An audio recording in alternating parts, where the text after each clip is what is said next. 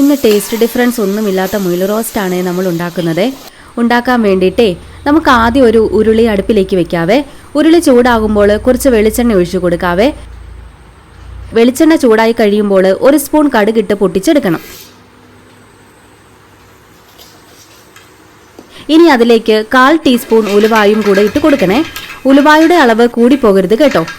ഇനി 1 ടീസ്പൂൺ പെരിഞ്ജീരകവും കൂടെ ഇട്ട് പൊട്ടിച്ചെടുക്കണം. ഒരു കുഞ്ഞു കഷ്ണം ജാതിക്കായും കൂടെ ഇടണേ. ഇതാണ് മുയലിറച്ചിക്ക് ടേസ്റ്റ് കൊടുക്കുന്ന സീക്രട്ട് ഇൻഗ്രീഡിയന്റ് കേട്ടോ. ഇതിലേക്ക് 2 കഷ്ണം ഗ്രാമ്പൂവും 1 തക്കോലവും ചെറിയ 1 കഷ്ണം ജാതിപത്രിയും 1 ഏലക്കായുടെ അരിയും പകുതി ബേ ലീഫും കൂടെ ഇടണം. എന്നിട്ട് അതിലേക്ക് 2 ടീസ്പൂൺ ഇഞ്ചിയും വെളുത്തുള്ളിയും ചതച്ചതും കൂടെ ഇടണം. ഇനിയിപ്പം അതിലേക്ക് 4 സബോള ചെറുതായി കനം കുറഞ്ഞ് അരിഞ്ഞത് കൂടെ ഇട്ട് കൊടുക്കണം. ഇതിലേക്ക് ആവശ്യത്തിനുള്ള ഉപ്പും കൂടെ ഇട്ട് കൊടുത്ത് നല്ലതുപോലെ വഴറ്റിയെടുക്കണം.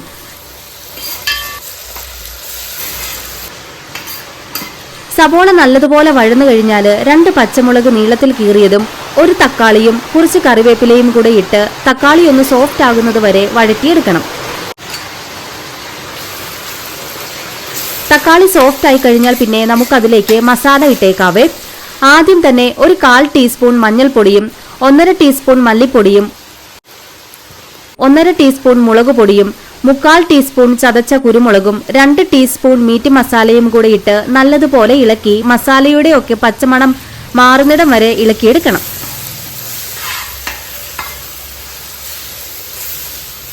ഇനി ഈ മസാലയിലേക്ക് കുറച്ച് വെള്ളം ഒഴിച്ചു കൊടുക്കാവേ.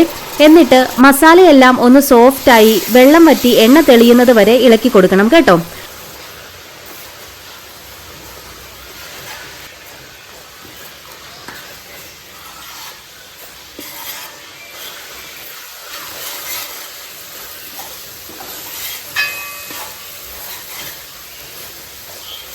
എണ്ണ തെളിഞ്ഞു തുടങ്ങിയാൽ പിന്നെ അതിലേക്ക് കുറച്ചുകൂടെ വെള്ളം ഒഴിച്ചു കൊടുക്കണം കേട്ടോ.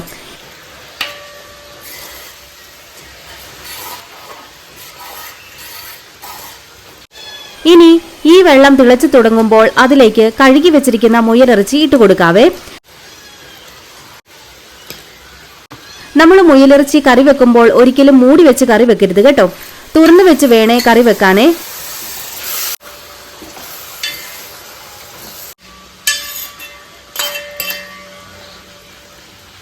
ലോ ഫ്ലെയിമിൽ ഇട്ടാൽ മതിയേ. ഇടയ്ക്കൊന്ന് ഇളക്കി കൊടുക്കണേ. അടിയിലൊന്നും പിടിക്കാതിരിക്കാൻ വേണ്ടിയിട്ടാണ്.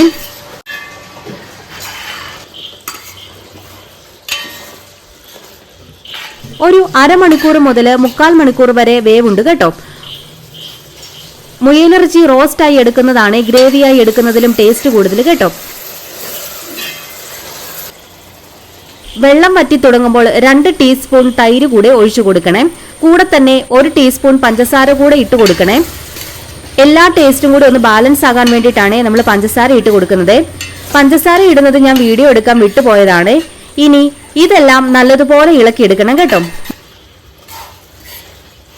വെള്ളം വറ്റി എണ്ണ തെളിഞ്ഞു വരുന്നതാണ് ഇതിന്റെ പാകം. എണ്ണ തെളിഞ്ഞു തുടങ്ങിയാൽ പിന്നെ ഫ്ലെയിം ഓഫ് ചെയ്യാം കേട്ടോ. മുയൽ റോസ്റ്റ് റെഡിയായേ.